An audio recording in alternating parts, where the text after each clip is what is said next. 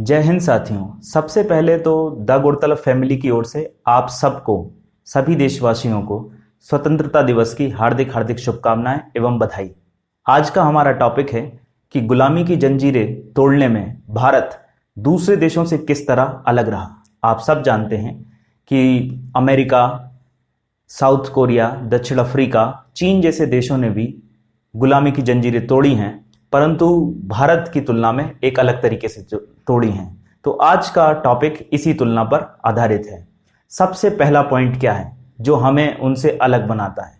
सबसे पहला पॉइंट है साथियों कि हमारी स्वतंत्रता की लड़ाई एक घटनावश शुरू नहीं हुई है, यानी कि छोटी अवधि की लड़ाई नहीं है। हम सबसे लंबी अवधि के स्वतंत्रता संघर्ष चलाने वाले सफलतापूर्वक देश बने हैं। हमसे अधिक लंबा संघर्ष किसी का नहीं रहा है। अमेरिका तो 4 साल का ही रहा लगभग, जबकि दूसरे फ्रांस का लगभग 1.5 दशक मान लीजिए, साउथ अफ्रीका 2-2.5 दशक मान लीजिए, लेकिन भारत जितना लंबा संघर्ष किसी का नहीं रहा। अगर इसे 1857 की क्रांति से गिना जाए तो लगभग 90 सालों तक का यह संघर्ष रहा। 1885 से गिना जाए तो भी 60 साल से अधिक, 70 साल से अधिक इस संघर्ष के रहे।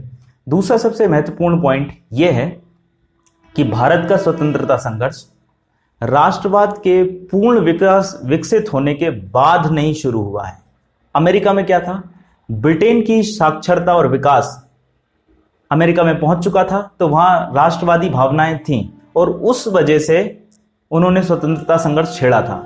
जबकि भारत में स्वतंत्रता संघर्ष छिड़ने के बाद राष्ट्रवाद का धीरे धीरे विकास हुआ। क्या सबूत है? सबूत यह है कि यहां पहले जो आंदोलन चलाए गए वो धीरे धीरे बाद के समय बाद जन आंदोलनों में परिवर्तित हुए और जन आंदोलन बाद में स्वतः स्फूर्त जन आंदोलन में तब्दील हुए। यानी कि जनता खुद लास्ट में आंदोलन चाहने लगी थी। 1942 का भारत छोड़ो आंदोलन इसी का एक एग्जाम्पल है।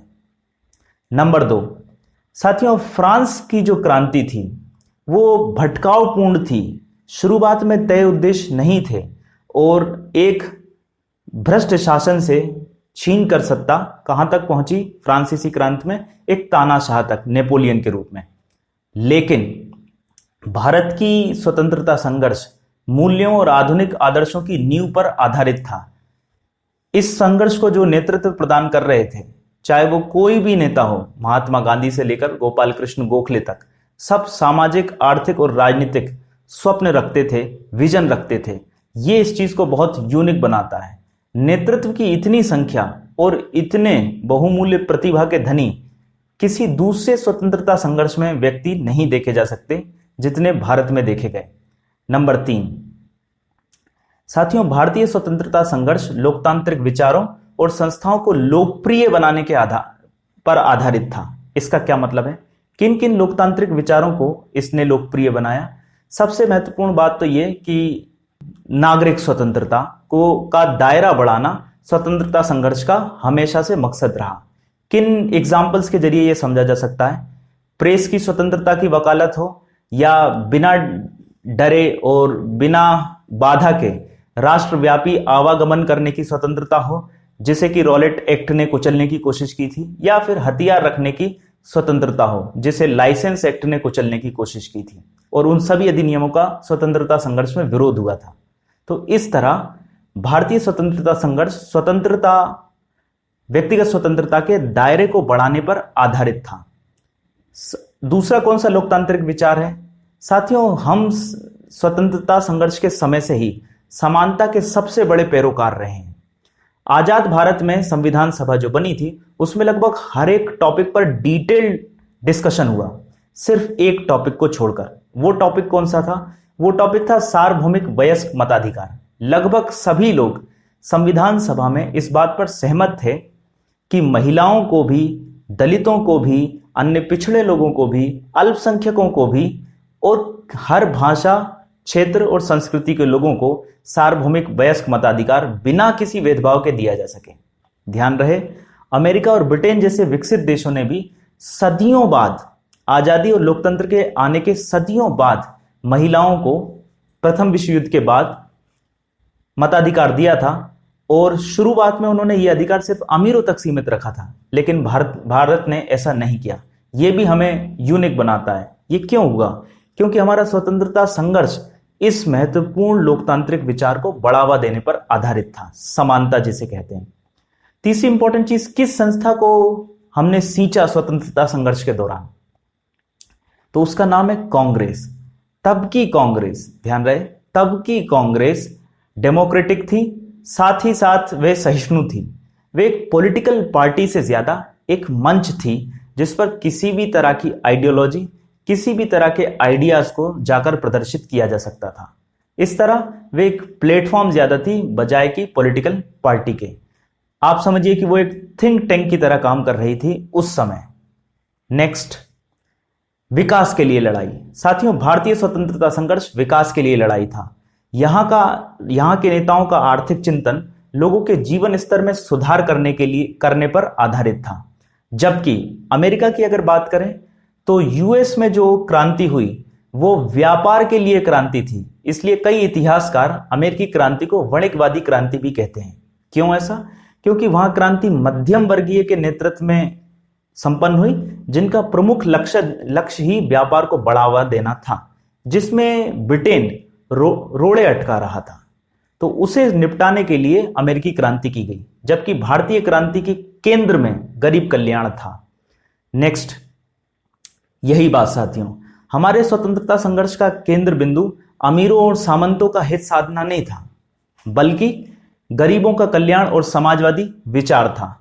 जबकि यूएस में, जैसा कि मैंने आपको बताया, क्रांति मध्यम वर्गीय द्वारा की जा रही थी, इसलिए उनके हितों को प्राथमिकता दी जा रही थी। इसलिए दोनों की आजादी के तुरंत बाद के परिणाम बहुत अलग रहे। हमने समानता को या आजादी के लाभ को जितने बड़े दायरे तक फैलाया, सबको उसका लाभ या हिस्सा शेयर किया, यूएस ने वैसा नहीं किया। तो ये हमें अमेरिकी क्रांति से अलग बनाता है। नेक्स्ट साथियों, जब स्वतंत्रता संघर्ष प्रारंभ हो रहा था तब भारतीयों की पहचान ही अलग थी। किसी की भाषा के आधार पर, धर्म के आधार पर, संस्कृति के आधार पर, क्षेत्र के आधार पर, अलग अलग राजवंशों के प्रति निष्ठा के आधार पर पहचान थी। लेकिन हमारे स्वतंत्रता संघर्ष ने हम सब भाई बहनों को एक पहचान के अंदर रखना सिखाया। वो पहचान क्या थी? भारतीयता की, राष्ट्रीयता की पहचान। यहां तक कि ध्यान देने वाली बात है, कांग्रेस ने अपने अधिवेशन संपूर्ण भारत में अलग अलग जगह ही इसलिए रखे थे ताकि हर एक क्षेत्र के व्यक्ति इस राष्ट्रीयता के रस को आनंद ले सकें, पान कर सकें और इस राष्ट्रीयता में घुल मिल सकें। स्वयं डॉक्टर भीमराव अंबेडकर जी जो जातिवाद का विरोध करते थे और जातिवाद को नष्ट करने में यकीन करते थे, उन्होंने भी अपनी पहचान जाति के रूप में नहीं बनाई, बल्कि उन्होंने अपनी पुस्तकों में यह क्लियरली लिखा है कि वे नई पहचान, जिसे नागरिकता वह कह रहे हैं, का निर्माण ही जातिगत पहचान का अंत कर करना चाहते हैं। नेक्स्ट, अंतरराष्ट्रीय दृष्टिकोण का विकास। साथियों, उपनिवेशवाद या गुलामी भारत में ही घटित हो रही चीज नहीं थी। उस समय लगभग आधी से ज्यादा दुनिया गुलामी के दौर में ही जी रही थी जब भारत गुलामी में था। तो भारतीय कुशल नेतृत्वकारों ने अंतरराष्ट्रीय जनमत बनाने के लिए कई सम्मेलनों में भाग लिया, इस पूरे विश्व के परिदृश्य को समझने की कोशिश की। इसलिए उस नेतृत्व पीढ़ी में अंतरराष्ट्रीय राजनीति और विदेश नीति के प्रति एक साझी समझ विकसित हो गई थी। इसके क्या लक्षण थे? इसके कुछ लक्षण थे, जैसे उपनिवेशवाद यानी गुलामी का विरोध करना, साम्राज्यवाद का विरोध करना, रंग भेद की नीति का विरोध करना, अपार्थीड जिसे कहते थे दक्षिण अफ्रीका में, उस नीति का विरोध करना और युद्ध का विरोध करना। क्यों? क्योंकि युद्ध के लाभ साम्राज्यवादी देश उठा रहे थे, जबकि युद्ध की आर्थिक भरपाई या नुकसान कौन झेल रहा था? वे देश जो साम्राज्यवादी देशों के अधीन गुलाम थे। तो ये बाद में जब पंडित जवाहरलाल नेहरू जी प्राइम मिनिस्टर बने, तब भारत की जो स्वतंत्र विदेश नीति थी, जिसे गुट निरपेक्षता का नाम दिया गया, उसमें झलकती भी थी, जिसमें उनका प्रमुख नारा था दक्षिण दक्षिण सहयोग। यानी दक्षिण यहां पर शब्द जो है वो इस चीज को रेखांकित करता है कि दुनिया में पिछड़े देश कौन से हैं, अविकसित देश कौन से हैं, वे देश जो अतीत में कभी उपनिवेशवाद के दायरे में रहे हैं। नेक्स्ट, विचारधारात्मक रूपांतरण। इसका क्या अर्थ है? जैसा मैंने आपको बताया साथियों कि भारतीय स्वतंत्रता संघर्ष काफी लंबा था, तो इसे काफी समय मिला कि यह अपने आप में परिष्कार कर सके। ये कोई घटनावश या युद्धवश या बैटलफील्ड वाला स्वतंत्रता संघर्ष नहीं था। इसलिए कई सबसे पहले उदारवाद, फिर उग्रवाद और इसके साथ साथ क्रांतिकारी गतिविधियां, फिर एक समाजवादी युग जो मूड बना यूथ में। तो इस कारण भारतीय स्वतंत्रता संघर्ष ने अपने मूड को चेंज करता रहा और अपने में स्वयं अपनी पुरानी गलतियों से सीखता रहा। यह भी भारत के स्वतंत्रता संघर्ष को यूनिक बनाता है पूरी दुनिया के एग्जाम्पल्स के सामने। नेक्स्ट, समानांतर धाराएं। साथियों, इसमें कोई शक नहीं कि कांग्रेस इस स्वतंत्रता संघर्ष को लीड कर रही थी, लेकिन समानांतर धाराएं या दूसरे प्रयास भी कम नहीं थे। किस फॉर्म में देखे जा सकते हैं? कई तो मुक्ति आंदोलन थे। मुक्ति आंदोलन मतलब क्या? सामाजिक और धार्मिक सुधार आंदोलन। दूसरे श्रमिक आंदोलन, विद्यार्थी आंदोलन, इसके अलावा दलित आंदोलन भी थे और क्रांतिकारी गतिविधियां भी थी। लेकिन ये सभी गतिविधियां, ये सभी आंदोलन, ये सभी प्रयास मुख्य धारा के कांग्रेस के एफर्ट के पूरक बने, ना कि विकल्प। इसका मेरा क्या कहने का मतलब है? इसका मतलब समझिए साथियों, मैं ये कहना चाह रहा हूं कि वे सभी दूसरे ऑप्शंस जो थे उन्होंने सपोर्ट किया किसी ना किसी फॉर्म में कांग्रेस की आजादी की लड़ाई को। फॉर एग्जाम्पल, स्वर्गीय और शहीद भगत सिंह जी की मांग पर, जो बहुत पॉपुलर हो गई थी, के आधार पर ही लाहौर अधिवेशन में पूर्ण स्वराज का लक्ष्य घोषित किया गया। दूसरी बात, जब आईएनए के सैनिक पकड़ाए गए और उन पर लाल किले में मुकदमा दायर किया गया, तब कांग्रेस पार्टी ने आगे बढ़कर उन्हें कानूनी सहायता देना उचित समझा और कांग्रेस ने राष्ट्रीय जनमत तैयार किया, जिसके जरिए उनकी फांसी की सजा रोक दी गई गवर्नर जनरल के विशेषाधिकार का उपयोग कर। इस तरह यह सपोर्ट द्विपक्षीय था, सिर्फ एक पक्षीय नहीं था। समाजवादी की अगर बात करें तो आपको जानकर हैरानी होगी कि कांग्रेस की एक नेतृत्व पीढ़ी ही समाजवादी विचारधारा से उठकर आई है। कौन कौन है? जैसे कि पंडित जवाहरलाल नेहरू जी, सुभाष चंद्र बोस जी। ये जो नेतृत्व पीढ़ी थी, ये समाजवादी विचारधाराओं का नेतृत्व या प्रतिनिधित्व करती थी, जिसे गांधी युग के साथ साथ परिपक्व किया गया और विकसित किया गया। नेक्स्ट, जनता का त्याग। साथियों, भारतीय स्वतंत्रता संघर्ष का केंद्र बिंदु ही जनता का त्याग है, उसकी बलिदान की अतुल्य क्षमता है। लेकिन ध्यान देने वाली बात यह है कि गांधी जी जैसा कुशल नेतृत्व, यहां उनसे नेतृत्व कला सीखी जा सकती है। वे जनता के त्याग की शक्ति तो समझते ही थे, सीमाएं भी भली भांति समझते थे। इसलिए गांधी जी ने खुद अपनी पत्रिका में लिखा कि वे कोई भी अव्यावहारिक और अनुचित बोझ जनता की त्याग की क्षमता पर नहीं टालना चाहते थे। ऐसा क्यों और ऐसा कैसे दिखता है? ऐसा ऐसे दिखता है कि साथियों, उन्होंने कई आंदोलन समय से पहले ही समाप्त कर दिए, अपने गोल को अचीव किए बगैर। ऐसा इसलिए क्योंकि जनता के त्याग और बलिदान की एक सीमा है और अच्छा नेतृत्व उन्हें समय रहते पहचान लेता है। साथियों, जनता के त्याग को नेतृत्व ने भुनाया भी और कई क्षेत्रीय मुद्दों को राष्ट्रीय मुद्दों में तब्दील कर दिया। यह कैसे समझा जा सकता है? जैसे कि नमक कानून तोड़ो आंदोलन जो था, वो गांधी जी ने एक रीजनल इशू को नेशनल इश्यूज बना दिया था, क्योंकि वो कर बहुत ज्यादा अमानवीय था और पूरे देश की गरीब जनता उसका दर्द भुगत रही थी।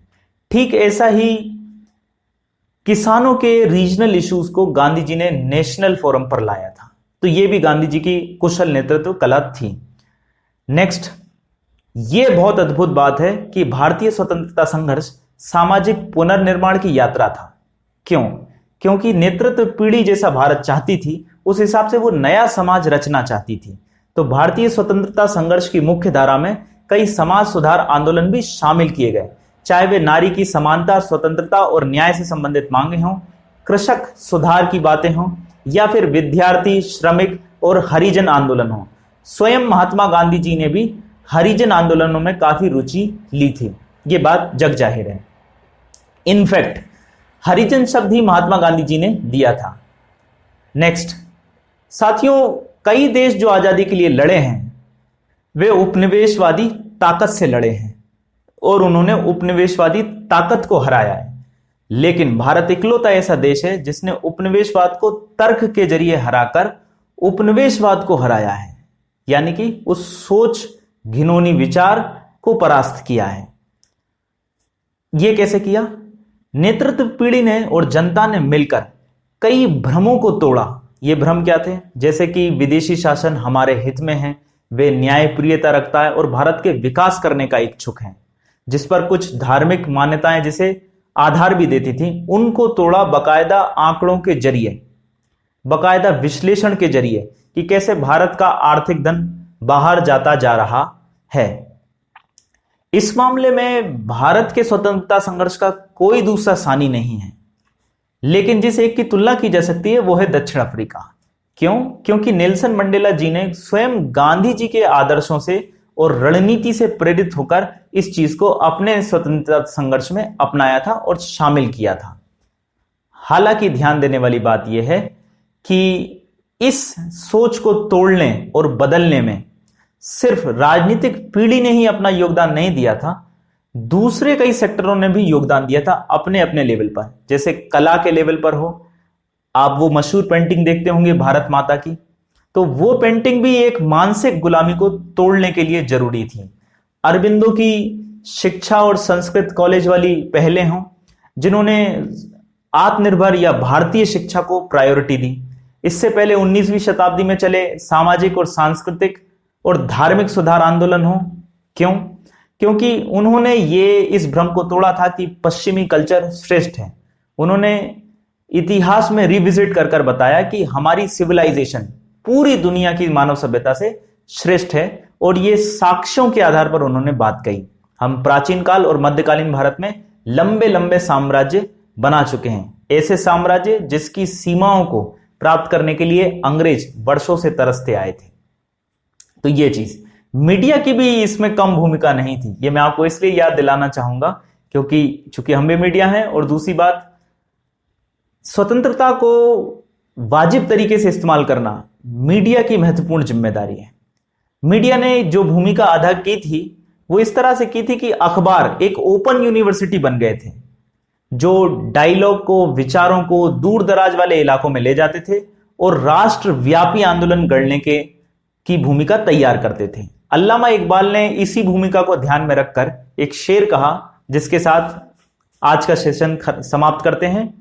शेर था कि लहू की लाज रख ली कलम की रोशनाई ने, वो कौमें मर नहीं सकती जहां अखबार जिंदा है।